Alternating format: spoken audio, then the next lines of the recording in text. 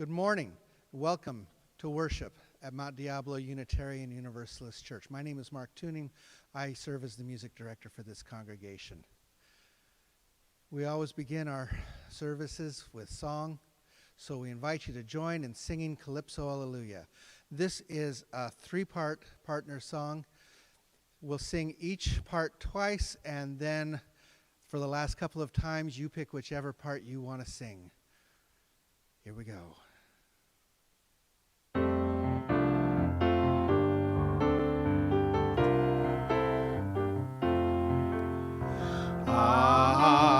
Alleluia, sing alleluia. Alleluia, sing alleluia.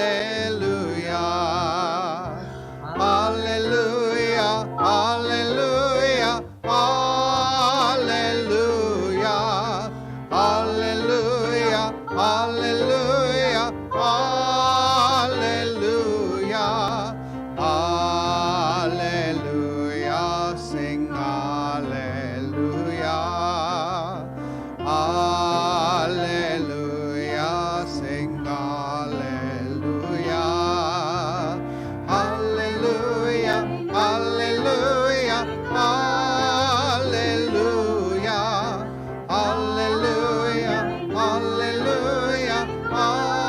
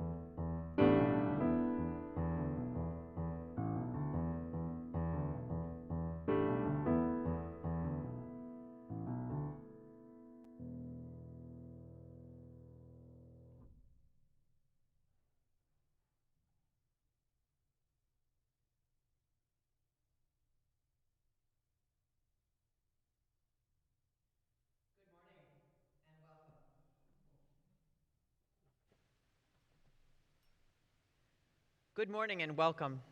Welcome to the Mount Diablo Unitarian Universalist Church.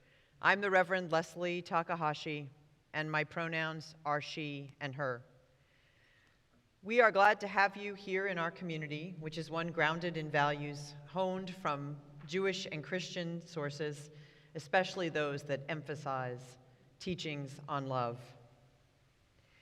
Today we celebrate the right we have to spiritual growth and exploration that can journey along with faith alongside our human experience and the scientific, and not in opposition to it. Though you do not have to believe a creed to be comfortable among us, we welcome you in the spirit of those beliefs, which you can learn about on our website. If you are visiting and you want to learn a little bit more about who we are or what we believe, please go on and explore. And while you're there, fill out one of our virtual visitor cards so that we can be in touch with you. We've met a lot of folks over these last months this way, and it's a wonderful thing. So there is a lot going on here, and you can see what's going on by going to our website at www.mduuc.org and clicking on our virtual calendar, which will also give you the links to all of our virtual activities. And you can register there for activities, including our week-long Breath and Spirit, which just kicked off, not too late to join. And we are still writing postcards to people incarcerated in this holiday season, and to voters in Georgia, encouraging them to go to the polls. You can pick both up on campus today outside the office if you're taking one final drive before our shelter-in-place. We know that we have a new shelter-in-place order that comes into effect tonight at 10 p.m., and so we will be making some adjustments to our holiday calendar, and we'll be getting those details to you in the coming days. Please know that one of the things about our virtual production is that sometimes we get a little ahead of ourselves. So we may be changing a few of the things that our wonderful board representative this morning, Michelle Paquette, will be mentioning to you because of the shelter in place. We did send out a postcard with all of our holiday gatherings and offerings, and if you did not get that, then we probably don't have your correct address, so please let us know. All of our activities during this shelter-in-place time will, of course, be virtual. Caring and connection is so vital during these times, and especially with the added stresses of this changing condition once again. So if a caring ear could be of help to you, please do not hesitate to reach out to me or to our intern minister, Miranda Lennox, who assists with pastoral care. We also have financial support available to those of you trying to navigate the holidays during these trying economic times as well. Remember that asking is a gift you give to our community. Do not hesitate to contact us if we can be of help, and welcome to this beloved community.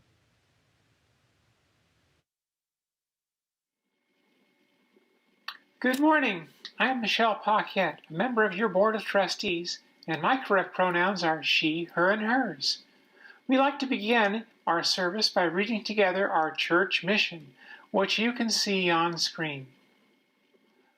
Mount Diablo Unitarian Universalist Church is a welcoming religious community. We bring to life our Unitarian Universalist values as we seek truth and work for justice, nurture compassion and courage, reach out to each other and to our larger community of faith, bridge the divisions that wound the human family, transform ourselves and our world. Our MDUUC community is such a blessing in these challenging times. We continue to follow necessary restrictions of people and groups on campus for everyone's safety.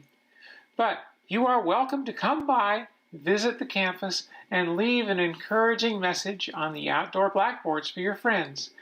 In this season, we have so many activities for all to participate in. Next week, on the 13th, we have a virtual Hanukkah observance at 10:15 and virtual caroling in the afternoon starting at 2. We have our holiday cabaret pageant service on the 20th and winter solstice service that day at 5. Of course, our Christmas Eve outdoor children's and live stream carols, candles, and stories services are not to be missed. New Year's Eve will also be marked with a special virtual event.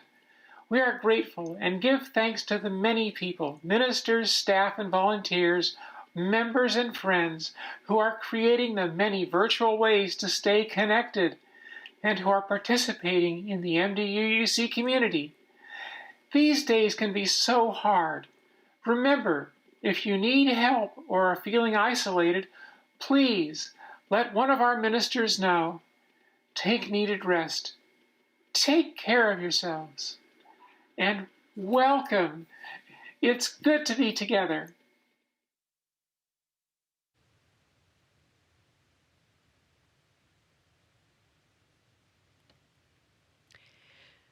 This week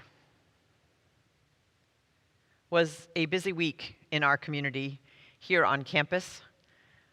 We got lots of folks coming by last Sunday, more than 50 who came by to participate in our to-go bread and cider experience, and it was wonderful to see folks outside on the campus and just to get a chance to share the bounty that we have among us, including the gift of these persimmons from our wonderful member, Deb Baltzo. And yesterday, we had two things that happened here on campus, celebrating sort of a last hurrah before we go into our shelter-in-place tomorrow. We had our craft fair with wonderful music by Christy Diggins and friends, and we also enjoyed a beautiful day of fellowship and camaraderie, decorating our outside trees and being together, enjoying a way of shopping that doesn't involve the internet for just one more day. All of this, and also the kickoff to our Breath and Spirit experience, with all of these, which will be a largely virtual experience that had a live kickoff, all of these mirror the ways that we are learning in these days, and particularly these holidays, to do what we can to lift our spirits and to bring joy to ourselves and to each other. We are grateful to be together in this community.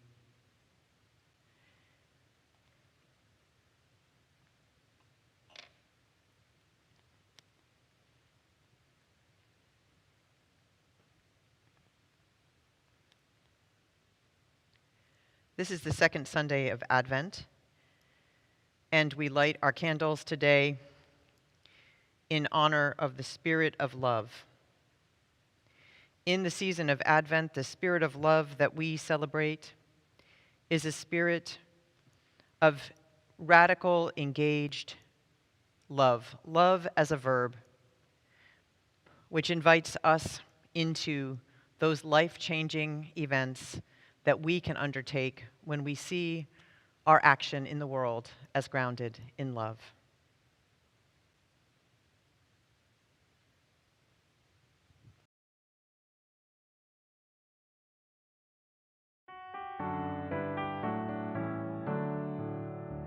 On the first day of Christmas, my true love gave to me a peacock looking very pretty. On the second day of Christmas, my true love gave to me 2 promising vaccines. And a peacock looking very pretty. On the third day of Christmas, my true love gave to me 3 outside diners. 2 promising vaccines. And a peacock looking very pretty.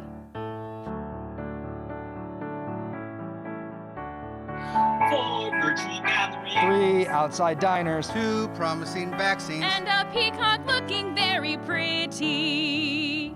On the 5th day of Christmas, my true love gave to me 5 life-saving masks. 4 virtual gatherings. 3 outside diners. 2 promising vaccines. And a peacock looking very pretty. On the 6th day of Christmas, my true love gave to me 6 feet of distance. 5 life-saving masks. 4 virtual gatherings. 3 outside diners. 2 promising vaccines. And a peacock looking very pretty.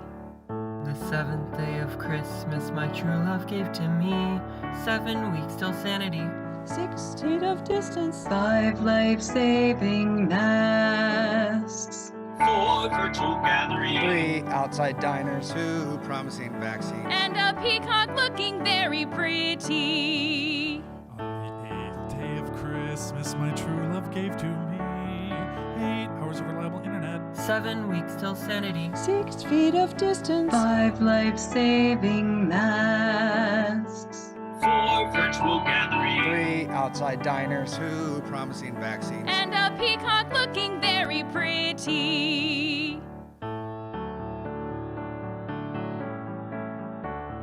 9 quiet car rides. 8 hours of reliable internet. 7 weeks till sanity. 6 feet of distance. 5 life-saving masks. 4 virtual gatherings. 3 outside diners. 2 promising vaccines. And a peacock looking very pretty. On the 10th day of Christmas, my true love gave to me 10 rolls of toilet paper, 9 quiet car rides, 8 hours of reliable internet, 7 weeks till sanity, 6 feet of distance, 5 life-saving masks, 4 virtual gatherings. 3 outside diners. 2 promising vaccines. and a peacock looking very pretty. On the 11th day of Christmas, my true love sent to me 11 ethical lectors, 10 rolls of toilet paper, 9 quiet car rides, 8 hours of reliable internet, 7 weeks till sanity, 6 feet of distance, 5 life-saving masks, 4 virtual gatherings. 3 outside diners. 2 promising vaccines. And a peacock looking very pretty. On the 12th day of Christmas, my true love gave to me. And 12 months of 2021. 11 ethical lectures, 10 rolls of toilet paper, 9 quiet car rides, 8 hours of reliable internet, 7 weeks till sanity, 6 feet of distance, 5 life-saving masks, 4 virtual gatherings. 3 outside diners. 2 promising vaccines. And a peacock looking very pretty. And a peacock looking very pretty. ta-da!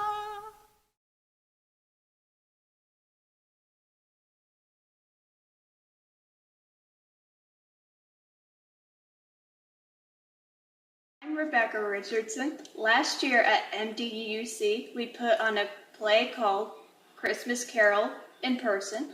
I played my clarinet in the band. My favorite part was Scrooge says, "Bah humbug!" But I says, "Bah love bug!" We light this chalice for a change.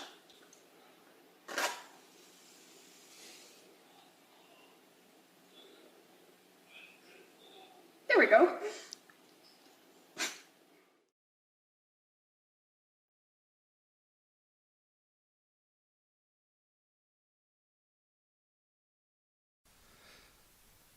And now we invite you to join in singing Come Sing a Song with Me. The words will be on your screen.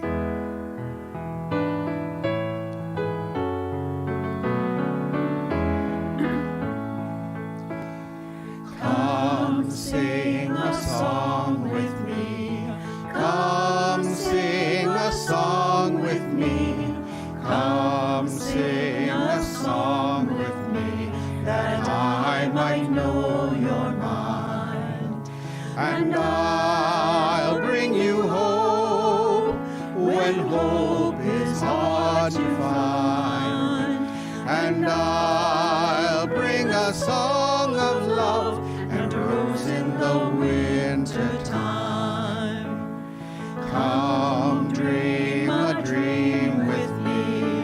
Come dream a dream with me. Come dream a dream with me, that I might know your mind. And I'll bring you hope when hope is hard to find. And I'll bring a song of love and a rose in the winter time. Come walk in rain with me. Come walk in rain with me. Come walk in rain with me, that I might know your mind. And I'll bring you hope when hope is hard to find. And I'll bring a song of love and a rose in the winter time. Come share a rose with me. Come share a rose with me. Come share a rose with me, that I might know your mind. And I'll bring you hope when hope is hard to find. And I'll bring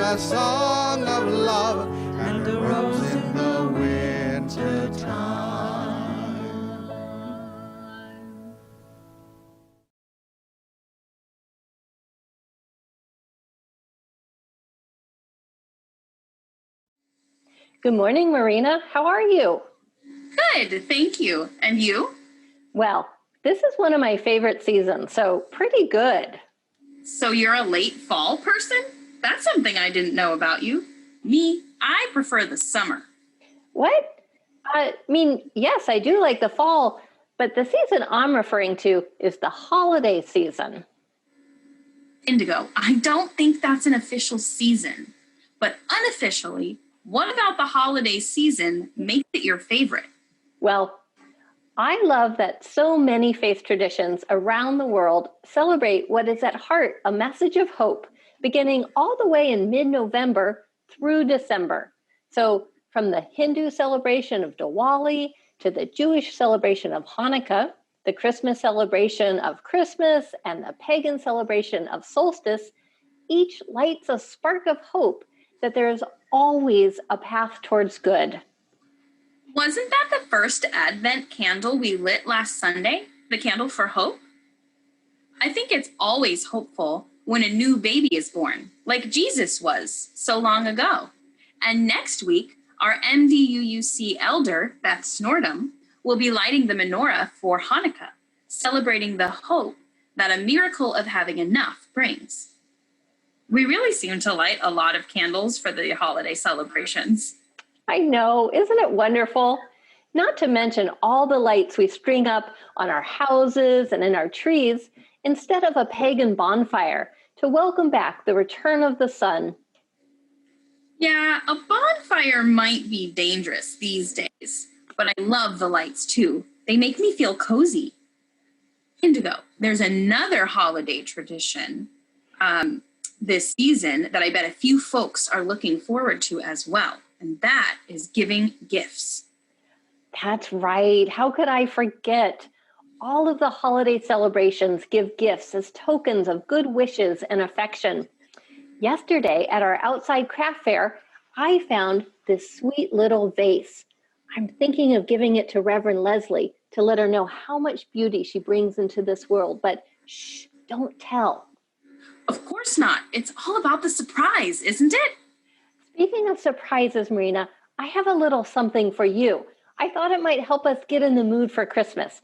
Are you ready? Because I'm going to toss it to you and it's got to really travel some distance. I'm ready. Oh, it's a Santa hat. I love it.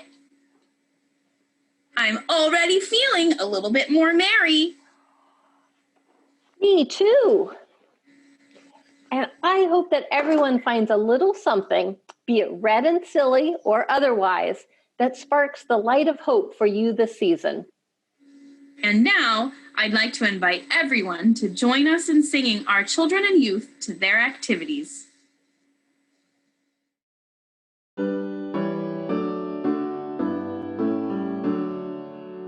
As you leave this friendly place, love give light to every face.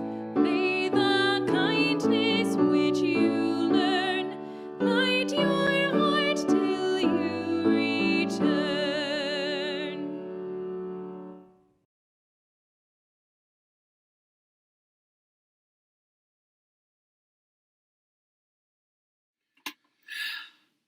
I really love our gathering hymn, Come Sing a Song with Me. I think I especially like it because it does a great job lyrically reminding me that it is entirely possible to hold two truths simultaneously. For example, I'll bring you hope when hope is hard to find is a line indicating that while hope is not something that I myself may be feeling, it is in enough abundance around me for someone else to locate it and bring me maybe just a little piece of it. Sufi poet and mystic Rumi wrote, "Out beyond ideas of wrongdoing or right doing, there is a field. I'll meet you there." While these words originated in the 13th century, this aspect of what some call both and thinking has been an especially helpful technique for me during these days of increased isolation. For me, it begins with the simple acknowledgement of all of the complexities of living life in this time that we are currently in. The fact that these days are both long and rather lonely, and that they are full of many virtual gatherings through Zoom and other technology, is a truth. Both that our country is significantly polarized into two camps of differing political ideations, and yet, at the same time, we know we are all collectively in this together. Both the fact that this usually social holiday season is occurring during a second wave of global pandemic requiring increased isolation and distancing, and that we can still muster joy and connection in new and imaginative ways. Holding multiple truths seems so counterintuitive, and yet it is a basic fact of our lives. And just in case you think this is some lofty spiritual ideation, complex both and thinking is grounded even in Western science. Albert Einstein, for example, became aware of this way of navigating life when talking about the complexities of light acting as both a particle and a wave. He said, "It seems as though we must use sometimes the one theory and sometimes the other, while at times we may use either. We are faced with a new kind of difficulty. We have two contradictory pictures of reality. Separately, neither of them fully explains the phenomenon of light, but together they do. The next time that my world seems to indicate to me that I am allowed only to be either happy or sad, I will remember the teachings from Rumi and Einstein, which tell me that I am in fact fully capable of being both happy and sad simultaneously. I can revel in the mysterious power of connection that is witnessed in virtual Zoom calls and in online gaming platforms, while simultaneously longing and feeling a deep sense of sadness for the distance from which I am with those I normally would share physical space. We are all allowed to both fully experience the disappointment of looking into our devices this morning and long for those times that we could be physically present together in our sanctuary. And at the same time, we are also allowed, I am also allowed to look into this camera and with every ounce of happiness in my being, say to all of you, come, let us worship together.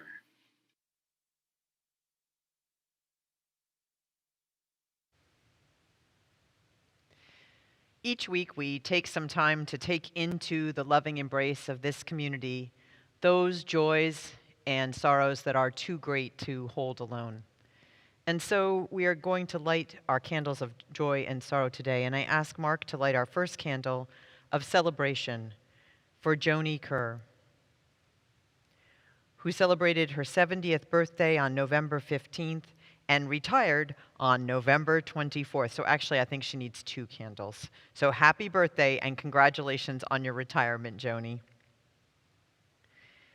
Pamela Osnes writes, please light a candle for my 98-year-old mother, Myrtle Osnes, who was able to come to the farm with me on Monday.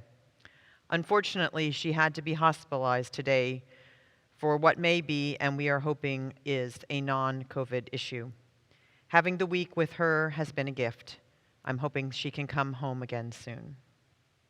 We're thinking of Pamela and sending thoughts out across the nation. Michelle Carroll asks us to light a candle for her 103-year-old stepmother in Florida who fell again and broke both legs, one a compound fracture requiring surgery. She's in recovery, Michelle says, at the Mayo Clinic where beds are short and will be transferred soon to rehab. She loves and will miss the twinkling lights of Christmas. Michelle is requesting prayers for comfort. We light a candle this morning for Middle Collegiate Church in New York City, a leader in our nation in multicultural ministry and worship and in all justice activities. Their building burned yesterday in a fire. This is a candle of joy. Bob Hansen has a book coming out, a collection of his columns. We look forward to being able to see that soon. We also light a candle to celebrate Jean and Dave Wilcox's anniversary. And I have to put that in there because I forgot to say it when they were on campus yesterday. And a candle for Mark David Watanabe, who writes, "This is a candle of reluctance. According to my driver's license, on Monday, December 7th, I will obtain status as a chronologically official senior citizen. I suspect there may be some fraud involved," he says, "so I'm demanding a recount, but I'll take the discounts." And I asked Mark to light 2 additional candles. One holds those joys and sorrows that are not expressed in words, but which we hold in the sanctuary of our hearts. And the other holds our hopes and wishes at the end of this very long year for this precious planet, which holds all of our lives. Thank you.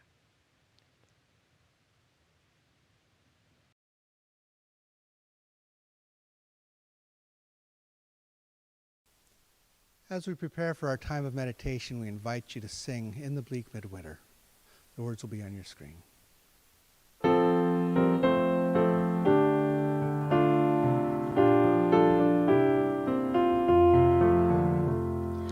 In the bleak midwinter, frosty wind made moan, earth stood hard as iron, water like a stone. Snow had fallen, snow on snow, snow on snow. In the bleak midwinter,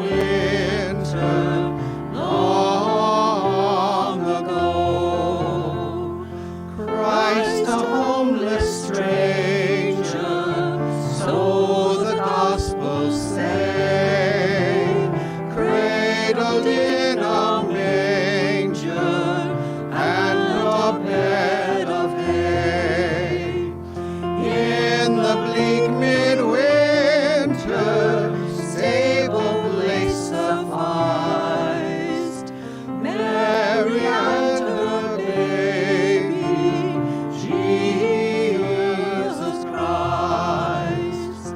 Once more child and mother weave their magic spell, touching hearts with wonder, words can never tell.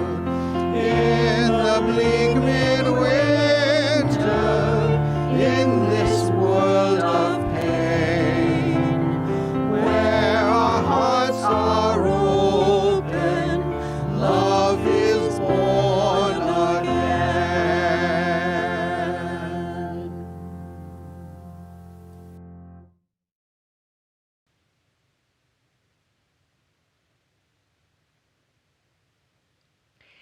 It was only a few weeks ago in the fall, it seems, when we did a ritual with beads, Reverend Rodney Lemery and I, pouring onto the sanctuary floor 2,300 beads, which represented the 200,000 people who had at that point lost their lives to COVID, and also the 300,000 people who were thought to have died this year because they were wary to use care or because that care was compromised in the face of the enormity of the response to this virus. On November 18th, we passed another milestone, 250,000 dead, and once again it went unacknowledged by our president, by our other leaders nationally. Since that time, our volunteers have taken and strung these beads and some additional ones that we have now purchased, and we will be placing them, with Marge Chapel's blessing, in the Chapel Memorial Grove of redwoods at the edge of our campus as an act of remembering and witnessing.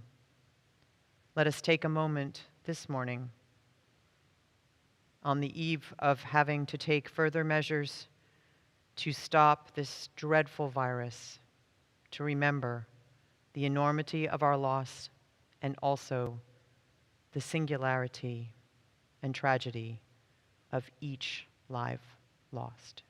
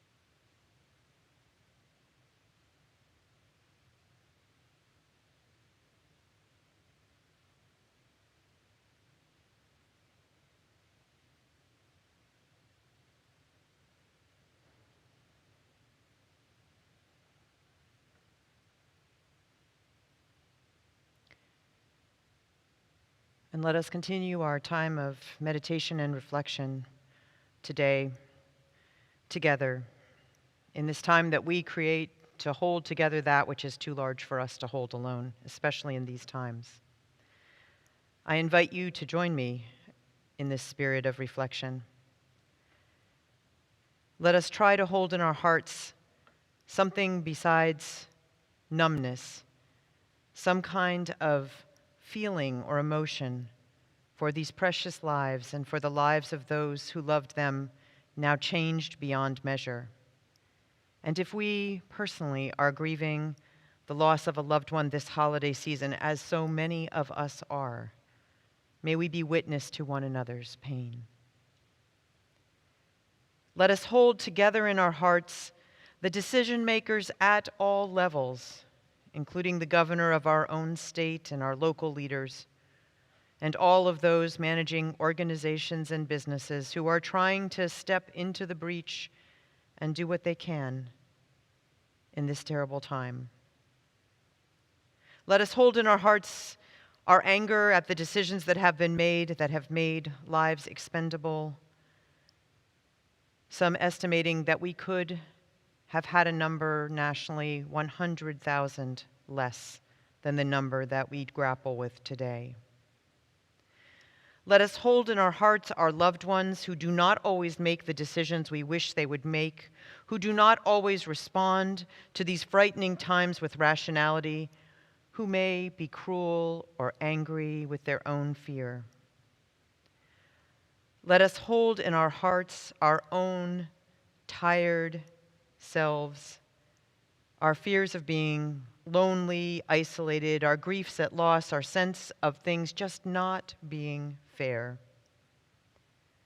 Let us hold together our need to still find ways to mark these holidays which transition us through this darkest time of the year and into another year, and let us hold together our hopes for that year.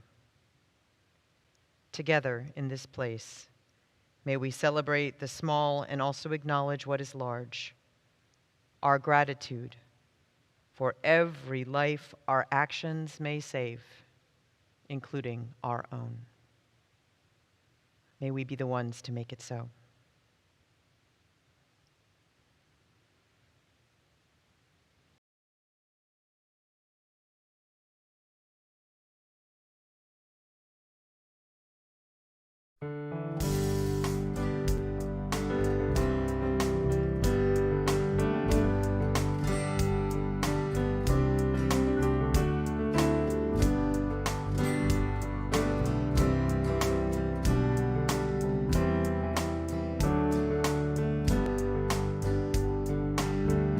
Come darkness, come light, come new star shining bright, come love to this world tonight, Alleluia. Come broken, come whole, come wounded in your soul. Come any way that you know, Alleluia. There's a humble stable and a light within. There's an angel hovering, 3 wise men. Today a baby's born in Bethlehem, Alleluia. Come doubting, come sure, come fearful to this door. Come see what love is for, Alleluia.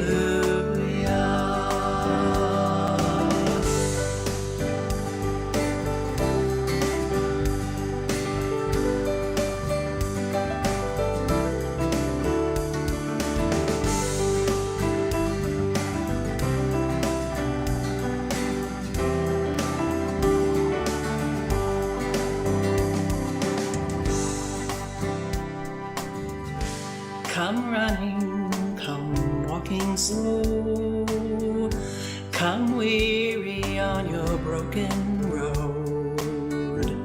Come see him shed your heavy load, Alleluia.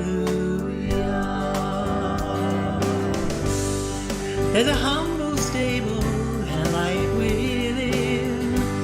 There's an angel covering, 3 wise men. Today a baby's born in Bethlehem, Alleluia.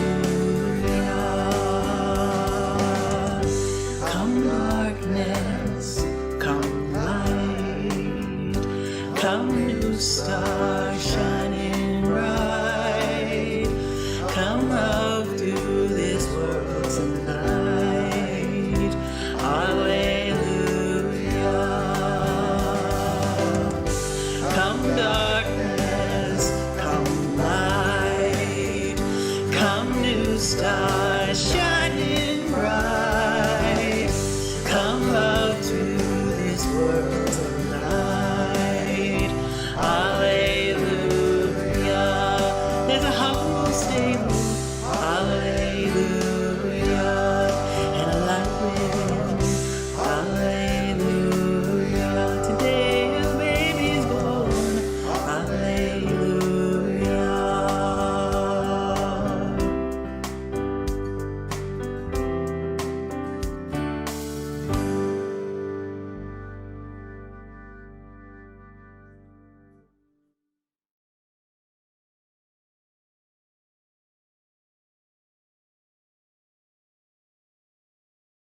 Good morning.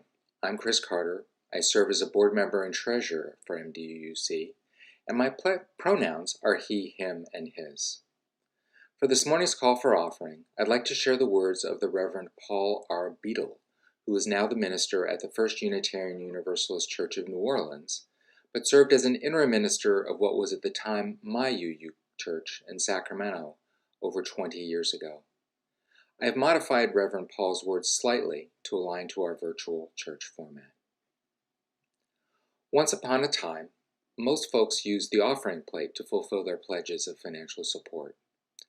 Due in no small part to the pandemic, nowadays lots of folks click on their church websites or set up automatic transfers from their checking accounts. Some still write a monthly check, paying their church bill along with all of the others. But passing the offering plate was never just a practical exercise. It has always been a ritual, even in these times that demand a virtual plate. Even if your pledge is paid up, I'd like to invite you to consider another gift as you are able, however large or small, as a ritual reminder of that form of love we call generosity. Let it be a reminder that after meeting our obligations to ourselves and our households and the communities to which we belong and are committed, we must still keep our capacity to give. The practice of giving, until it is second nature and first response, helps bring forth the realm of love. Thank you for your generosity.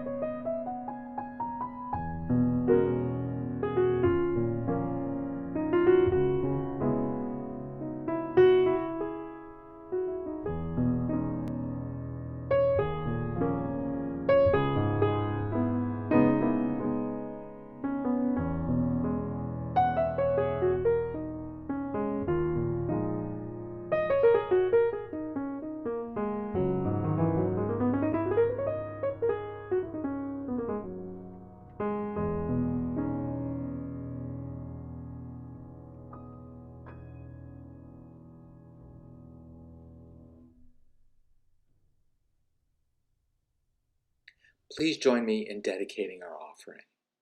To the work of this community in transforming ourselves and our world, we dedicate ourselves and our offerings.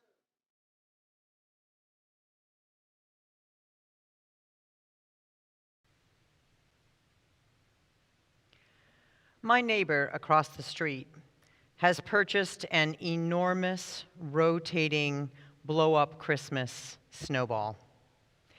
It squeaks rather loudly at night, And I think of it as sort of a sign of the silliness we are doing to survive in these pandemic times. My street has become just a home place for all of these giant blow-up activities that are all over the street. Now, mind you, I notice the squeak most each night when I go outside to check on what I refer to as the dove butts. You might wonder what this is. These are doves, actually. They're attached to the doves, 3 in total, who take turns now roosting on the branch under which I park my car each night. And these doves leave calling cards for me, a lot of them, every night. So I have taken to doing 2 things. I have taken to spreading a towel over my car every night, and I've taken to going outside in the dark of the night to look up in the trees and see which of the dove butts are with me that night. It might be the single mourning dove or the pair of white doves, because they seem to alternate a little bit. My neighbor with his snow globe is clearly stressed. Now me, watching and monitoring avian posteriors, that's just, perfectly fine. So, on my way home from our charming, distanced, masked, and very joyous craft fair and the kickoff to our Breath and Spirit retreat yesterday, I drove down Contra Costa Boulevard in Pleasant Hill near the Target, which is near my house. And it was packed in that parking lot. There were maybe a few spaces left that were testimony to the fact that this is not a normal year, but there were many, many, many spaces, which proves to us once again that denial is not just a river in Egypt, as they say, or to put it another way, this is why we can't have nice things or days without shelter. Only the presence of a very few spaces attested to the fact that we really are in a different time and that we need to recognize that. But it's 2020, we're in this pandemic, and we need to pay attention. It is hard to pay attention, and it becomes harder every week that this pandemic goes on. Psychic numbing is a term that refers to our inability to grasp the enormity of what is happening around us. With the death of my 4th beloved colleague last Saturday, I began to really feel that coming over me. There's an anger, an exhaustion, a disbelief. And somewhere in the middle of all that, we also heard that 250,000 Americans had died of COVID-19, and then we got the message that a new shelter-in-place was coming, which of course makes sense, but does not make us happy. And then we got news on Friday, after parts of our service were even taped, that it is here, starting tonight. Another lockdown, this time in the holiday season, and there really was only one title to which I could change this sermon this week, and that is, Bah Humbug. Where do we look for guidance to get through these holidays, which will be like no other that we remember? I started to think about a couple weeks ago that perhaps wartime holidays would actually offer us some counsel or some examples, something we could learn from. After all, we are in a war against contagion and ignorance and denial. Because of rationing and support the war efforts, holidays during war tend to emphasize quality time with other people, not so much, de-emphasize gift giving, and emphasize innovation of doing what you can with what you have rather than the things you usually have, which perhaps you can't have. For example, in a wartime, not having sugar. That was hard to come by. In our time, not having the ability to go and do the things we would normally do. The glaring difference, of course, between those times and this time is the emphasis on spending time with those we loved, something that this particular form of distress does not allow us to do.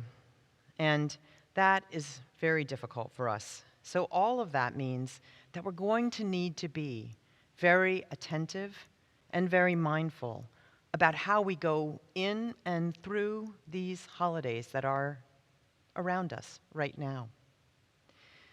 Especially important in wartime holidays was the idea that you could choose something. That's what they reminded us, that some people chose to be despairing, but other people chose hope. And historian Mary Elizabeth Cox reminds us that while we like to tell this story, and I'm sure most of us have heard it in some apocryphal version or not, but the story of the Christmas truce of 1914, when troops on both sides, and this is largely factual, laid down their arms for the holiday and did things like exchange the bodies of the dead and allow each other to take a break, exchange food. We do not tell as often the darker tale of 1918. And that was the year that, though the armistice had been signed, European nations refused to allow food to come through the blockade to the starving German people because of their anger about Germany's part in the aggressions that had started the World War and killed so many. It was justifiable anger, and yet, as a result, countless thousands of Germans starved that winter and during those holidays. And as Cox said, the lesson is a simple one. There are no better angels standing by to overcome us at Christmas or any other time. We choose every day. If the Christmas 1914 story reminds us, she says, about the importance of choosing to see past our momentary hatreds, the Christmas 1918 story reminds us of how hard that can actually be, especially when it requires forgiveness of all the virtues, one of the most beautiful to receive and the most difficult to offer, but perhaps the most important in this world of ours. And those words, I believe, have only become truer since she wrote them about this time last year. So how are we to survive and even to thrive in this 2020 holiday season? Well, I'm going to give you 12 ideas that I've spent some time thinking about. You can offer others to us all, and that will be good. But in the spirit of the 12 days of Christmas, we'll offer 12. First, acknowledge that you are a little numb. I'm a little numb, we're all a little numb, and work to be present for even small moments of joy. We cannot grapple with the enormity of what's been lost in these last years, human life at levels that we can't comprehend, ways of life that we now know will be altered in the future, months of our lives spent in ways we never would have chosen to spend them. Most of us are experiencing the holidays with some degree of disconnection now, and those who already find the holidays hard or who have been in forced isolation for many months may find this particularly hard now. So take a moment on this day when we're about to see those limited freedoms that we have been enjoying shut down a little bit around us. Take a moment to be present to something physical, pleasurable, the smell of your tea, the feel of a beloved animal or person, the texture of a comfortable piece of clothing, the ridges of a shell from a trip to the beach in different times. Try to be present to this time, because we need to not just be numb. 2, understand the weight of sorrow.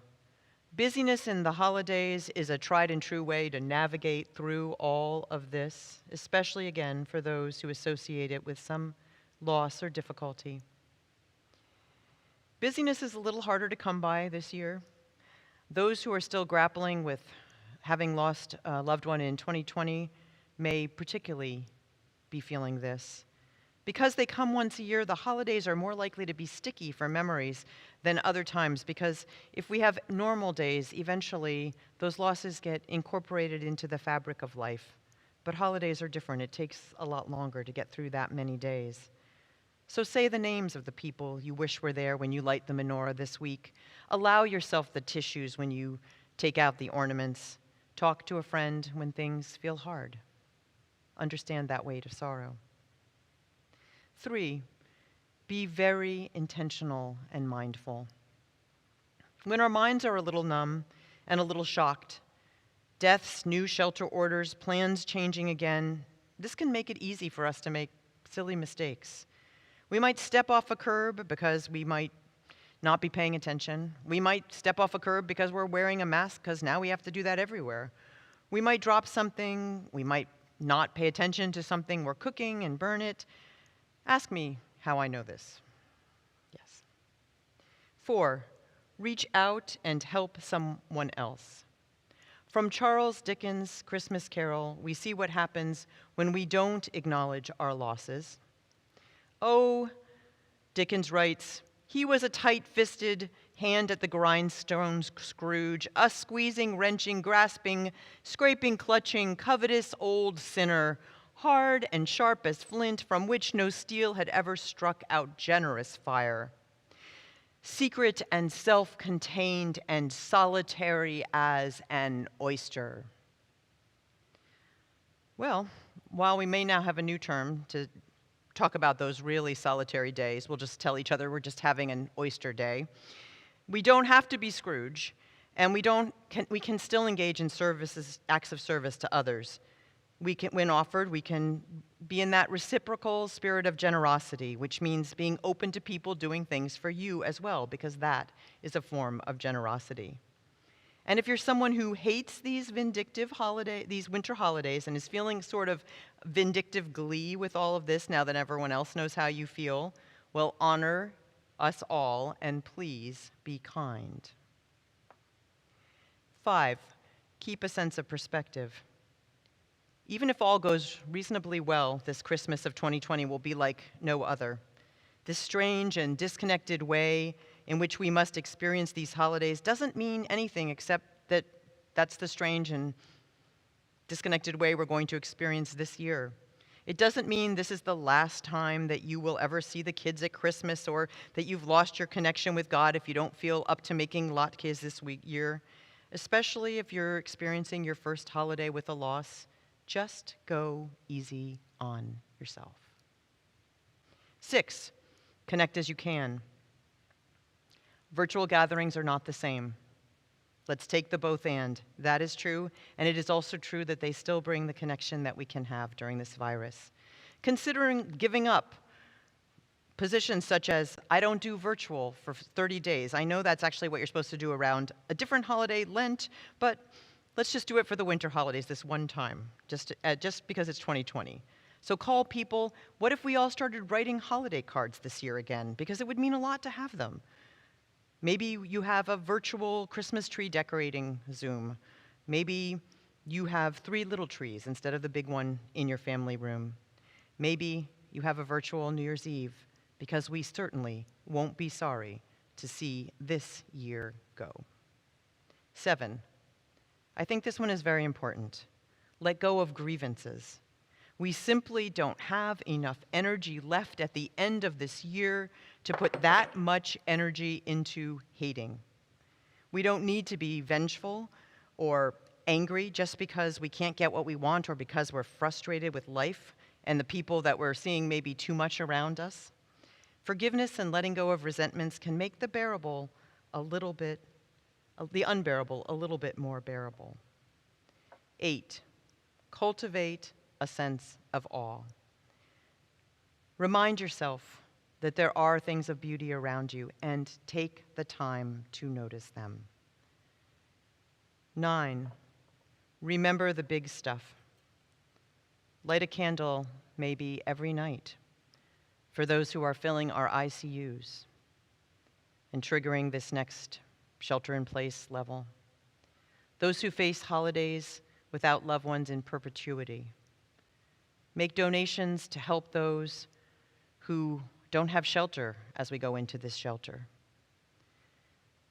Go out and look at the stars and remember that this too will pass. 10, pursue moments of laughter and joy with gusto, even if it's laughing at the squeaky giant blow-up snow globe in your neighbor's yard, or the practice of looking for dove butts around midnight. Sometimes you can also share that by sending in pictures of what you're doing, you yourself, a picture of you with what you're doing, not just the thing, to share with your church community so that we can see one another's faces over these next weeks, for that will be a great gift for us all. And I also have found there's a lot of joy in singing. I had an interesting moment, which you saw actually on the invocation, when I realized I have not sung out loud at all since we came back to doing services in this sanctuary, because here I cannot sing for safety reasons for those who are here as well. So I actually had stopped singing, and it was funny to realize that, and then it made me realize how much I wanted to sing some more. It is not, Mark Tuning was nodding at me, too late to join the choir for the holidays. So go ahead and be glad and help us in this time. 11, be grateful and celebrate what you can. Be grateful and celebrate what you can. Each of us is alive to hear these words. Roses actually bloom here in the wintertime, and we can, each day, light one candle. And 12, rest and relax and find ways to have fun and joy. These winter times are for us as biological creatures a time when we are supposed to go fallow and rest a little bit more than we do in other times of the year. Will these winter holidays be the ones that we want? I would say the facts are probably stacked against them being exactly what we want. Can these winter holidays be times of meaning and joy? Will they be ones that we look back at and remember? Absolutely. The way that some look back and remember those wartime Christmases, those wartime holidays, and that they stand out in their minds. Can we remember in this season that we are creative and innovative and faithful to that spirit that says a new possibility of hope and love are coming? I know that we are. I suspect that we will. So yes, bah humbug, and God bless you, everyone.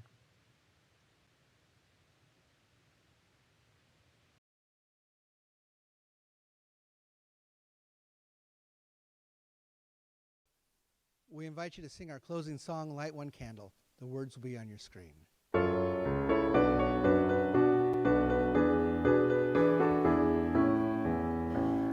Light one candle for the Maccabee children, with thanks that their light didn't die.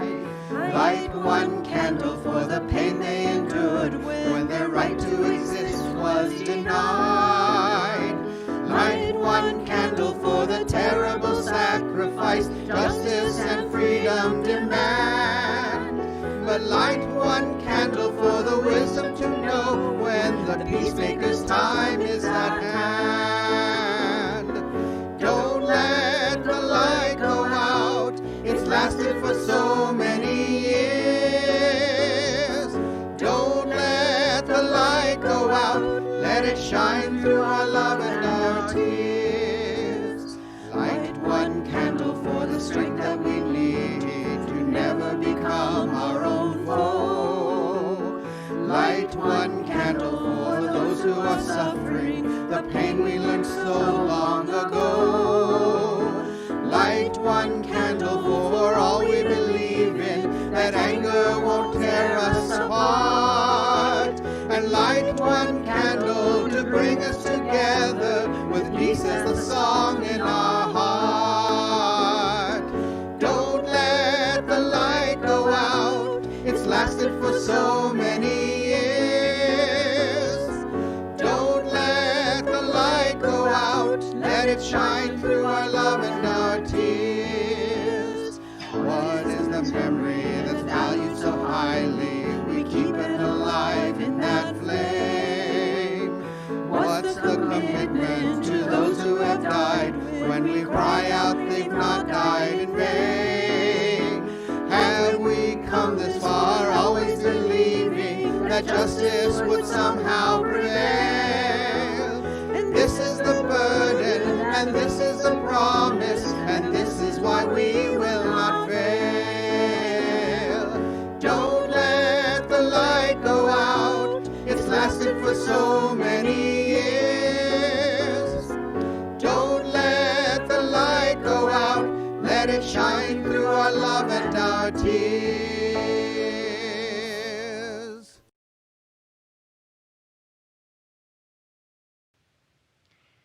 And we extinguish our chalice today with the words from my colleague Sarah York. We receive fragments of holiness, glimpses of eternity, brief moments of insight. Let us gather them up for the precious gifts that they are, and renewed by their grace, move boldly into the unknown. And now as we extinguish the flame of our chalice, let us take it into our hearts and let us offer it to those around us in this unusual season, in the gift of love, hope, and peace.